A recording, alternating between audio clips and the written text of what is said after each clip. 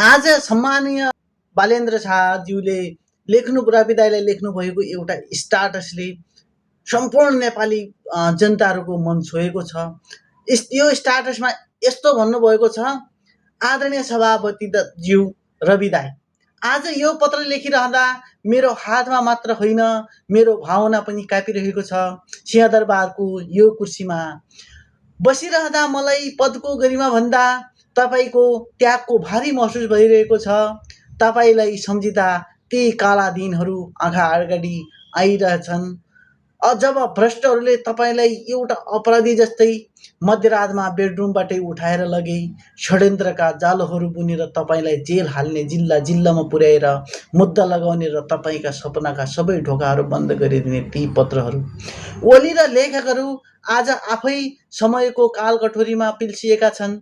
त्यसलाई केही समय दबाउन सकिन्छ, तर मेटाउन सकिँदैन भन्ने प्रमाण आजको यो परिवर्तन हो।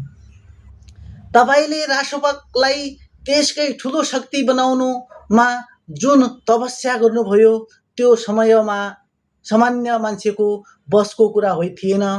पार्टीको नाममा मुद्दा, चुनावको चिन्हमा मुद्दा, पाइला पाइलामा अवरोध, तर तपाईँ झुक्नु भएन। आज म देशको प्रधानमन्त्रीको रूपमा यहाँ उभिनुमा मेरो सामर्थ्यभन्दा तपाईँ बढी तपाईको त्यो मेरुदण्ड जस्तो तहरो त्याग र म प्रतिको विश्वासको जग छ। सारा जनसमर्थन आफ्नै पोल्टामा हुँदाहुँदै पनि देश र परिवर्तनका लागि तपाईले गर्नुभएको पद त्याग इतिहासको स्वर्णिम अक्षरमा कोरिन्छ। जनकपुर मलाई अझै याद छ, जनकपुरको त्यो सभा जहाँ तपाईले दृढताका साथ भन्नुभएको थियो, आमा बालेनले देश बनाउँछ।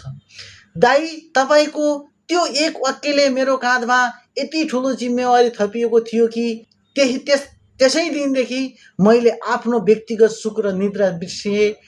तपाईको त्यो अटल विश्वास नै मेरो शक्तिको स्रोत बन्यो। तपाईले भोगेका ती अपमान, त्यो हिरासतको चिसो, तपाईहरू विरुद्ध रचिएका ती निज षड्यन्त्रको बदला म प्रतिशोधले होइन, तपाईले देख्नु भएको समृद्धि नेपालको सपना पूरा गरेर लिनेछु। तपाईको त्यो त्याग र समर्पणलाई म आगामी पुस्ताका नेपाली जनताले युगौं युगसम्म भुल्ने छैनन्।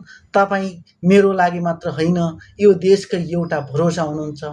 छिट्टै सबैका भ्रमहरू बदलेर हटेर जानेछन् र हामी सबैसँगै उभिएर यो देशलाई संसारले ईर्ष्या गर्ने बनाउँछौँ। तपाईको भाइ बालेन भनेर